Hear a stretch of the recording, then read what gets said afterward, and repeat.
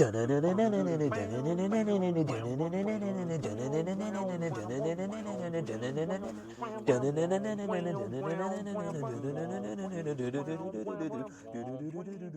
hello everybody, it is Briximus Prime back at it again for another Transformers video, and today we're taking a look at the Transformers Stranger Things crossover Autobot Code Red. What an absolute dumb, lazy ass name. But one thing that is not lazy is this packaging. Oh my goodness, Hasbro definitely put a lot of work into this packaging. It's got the Code Red figure right there. It says pizza delivery. It's got all this like info right there. I wonder what would happen if you actually called this phone number.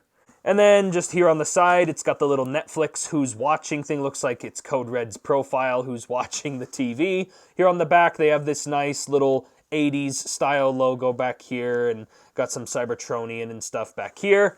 Authentic Transformers, dude. And then here on the side, you got the Stranger Things logo with, Code Red right there. And this has a thing that you slide off, and it's got the pizza logo right there. I even like the subtle detail of the Autobot logo that's right there on the pizza box. Again, Surfer Boy Pizza. This is the reference to the pizza place that's in the Stranger Things show, and the fact that the pineapple thing's crossed off with jalapeno and the customer's Code Red, that's all Stranger Things references. And then you can open up the box just like so, like you open a pizza box, and it's got these little grease stains right here, and the grease stains themselves have little references and stuff hidden in there, which is like really crazy to think about. And then it comes in this little Autobot paper right there, and then there's these cardboard glasses in here, which are a big reference to the show itself. And when you first open the figure inside, it has the Transformer right there sitting inside of this, printed pizza thing right there. So that's kind of fun to look at. And then you just take this piece out, and honestly, this is kind of garbage. Kind of some fun packaging they've got going on here, but the problem is, I worry that this packaging may have overinflated the price of this overall figure. I'm not sure exactly how much cardboard for Transformers figures costs nowadays, but what I do know is this figure is, kind of overpriced, and I'm kind of worried that the packaging itself may have inflated the price of this too much. I cannot see, by the way. And then here are all the accessories that are included with the Code Red figure. I still didn't hate that name. First of all, the Surfer Boy surfboard pizza sign right here just converts into this flamethrower. And funny enough, he also comes with this Surfer Boy pizza box. And what's funny about this pizza box is you can just load it into this like it's a magazine. And then on top of that, he's got a flame piece that you can stick right here, and it looks like it's shooting flames out of it. Man, that must be a spicy pizza in there to load it in like that. Also, this looks less like a flame, and it looks more either like a giant Cheeto or a big drumstick of chicken. Man, I'm really hungry right now. And of course, you can just have this right here on the top. You can have that Surfer Boy pizza sign right on top of the van. Or you can also have the van with the flamethrower deployed on top of it. Code Red here.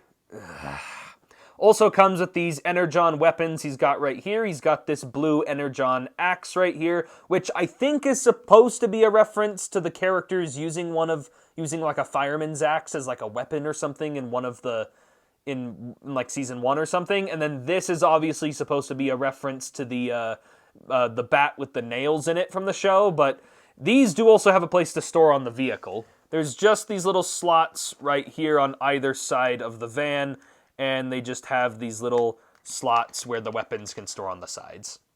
And you can also combine the weapons together. Not entirely sure what Evo Fusion this is, but it looks like it will kill somebody. And he does have storage for all his accessories on his robot mode. Also, by the way, instead of calling this guy Code Red, for the sake of the video, I'm just going to refer to him as Surfer Boy. And Surfer Boy here, I really like his Volkswagen bus mode right there. It's got the Volkswagen logo right there. Transparent blue windows, but then it goes to opaque ones here at the back that are just painted on. Volkswagen logo again, got some nice branding and taillights and just overall some nice paint. Again, Surfer Boy and the pizza, insignia and just all the different branding there on the sides, same thing on the sign up there. It's also very simplistic with some of its details. And surprise, surprise, the bus does roll. What a shocker. I am still a little confused as to why they chose this vehicle as the Stranger Things crossover. Because in my personal opinion, it should have been Hopper's truck from Season 1 and Season 2, his police truck that he always used to go and investigate the weird things going on throughout the town. But that being said, though, I have always wanted a pizza delivery transformer. I'm surprised it's something that has not been approached sooner. Or heck, Hasbro, please give us the Toy Story 4 pizza delivery car from Pizza Planet. You are a toy! And now let's get into this guy's size comparisons. Here he is with the last crossover / spooky review that I did, the Frankentron figure. Here he is next to Ghostbusters Ectotron, because one, this is another, crossover figure from another spooky line, and also Ghostbusters have been heavily referenced and mentioned in Stranger Things, so might as well throw that guy in there. And then here he is with another fellow Volkswagen bus transformer, Pablo, also known as Rise of the Beasts Wheeljack, who is also a character who I'm not referring to by his real name, but only by the label on the side of his vehicle. So as you guys kind of saw throughout the comparisons, this guy's vehicle mode is actually quite small, and he's kind of a deluxe figure, and that's kind of not that much for a $50 figure. But hey, this guy is more than meets the eye. I know, that was really dumb.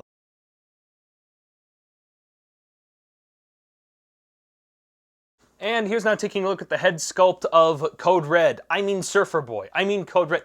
Fudge!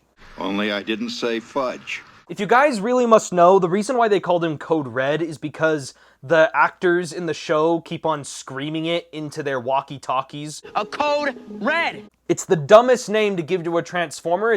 They only gave it to him because it's another reference to the show. If this figure wasn't so focused on putting in references to the show, they could have probably given him a better name, the budget would have been cheaper, and it just...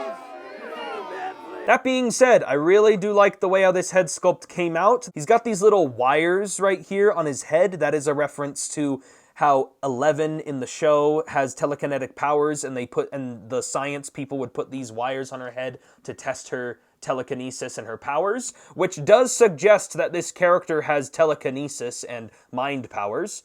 There's those goggle things, glasses things, like I mentioned before, and then there is the little mouthpiece from, also previously mentioned with the walkie-talkies and the kids yelling at each other. And overall, I like his overall shape right here. I like how he's got the front of the Volkswagen bus right there, and he's got some pretty standard arms with some nice detailing and such right there. And overall, I just like the way it looks. It's cybernetic detail on the thighs, and then there's some of that detail from the vehicle mode here on the shins and everything. And I think it's cool they managed to compact this guy so much. And then his backpack just has this little bit of window door kibble right here. And honestly, I don't really mind it that much because at least they gave these a purpose. And overall, there's not really much else to really talk about this guy. Honestly, his details are kind of minimal. Getting into the posability on this guy, he's got a ball joint at the head, which allows for his head to look up pretty far. He looks down. His head can pivot like a little bit, and then it rotates a full 360. Shoulders rotate a full 360. They can move in and out, and if you untab this transformation hinge, it does allow you to gain some butterfly joint movement in those arms. He does also have a bicep swivel. He's got 90 degrees of bend at his elbows, and then due to transformation, he's got ball joints that allow for wrist swiveling. He's also got a waist swivel right in there. Hips can rotate forward that far. They can rotate back that far. Also due to transformation, he's got a little bit of like an arching back ab crunch thing going on.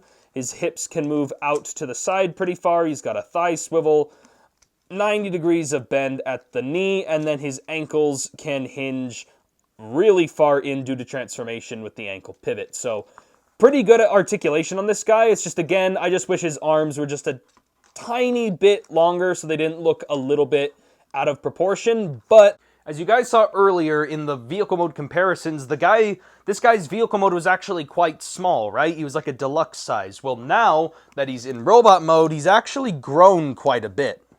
Here he is with the deluxe class Frankentron, and even then, Frankentron is like a little bit of a bigger deluxe class in the first place.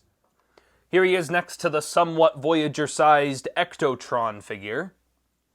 And then here he is next to the Rise of the Beasts deluxe class Pablo. And yeah, overall, like I mentioned before, I do think this figure is overpriced. I mean, this thing goes for like $50, $55, at least when it originally did when it was at retail. And honestly, I don't think it's worth it. If you're even with me being someone who's watched both Stranger Things and Transformers, I'm not really feeling the value of this figure quite enough. If this figure was $40, it's like pushing it, but I would still be more accepting of $40, but like $50 just seems like too much. I think most of the budget for this release went into its packaging, and again, all of that is literally just hints and references that like only someone's gonna get if they're both a Stranger Things and Transformers fan, and I'm not really quite sure what the overlap is between people who are fans of both of those franchises, but anyway, overall, I think the figure itself is really good. I think it's a fine deluxe Voyager. I'm not really quite sure what size this guy is, because he's got a Voyager-sized robot mode, but he's got a deluxe class-sized vehicle mode. It's kind of weird, but I think he comes with some good accessories, and again, there's a lot of hints and references in here, so there's at least stuff to enjoy and stuff to notice, but the price for admission is where this figure kind of falls a little flat. And again, it isn't the best robot design, because again, I wish it had hip skirts and like other things here and there, but overall, I think it's a serviceable robot mode, and I still like it. I just think it was, Hasbro was high on something when they were putting the price on this figure, or someone went to town a little too hard on the packaging. But anyway, overall, if I had to give this figure a rating, I give him a very solid 6 out of 10, maybe a 7. It's just, again, the figure itself is fine. I just think there was too much packaging, and I think the packaging is what overinflated the price. But anyway, that is basically it for this review. If you guys enjoyed it, give me a like on the video. Comment down below what you guys think. Be sure to subscribe to my channel and stay totally tubular, dudes. Alright, I'm never doing that again.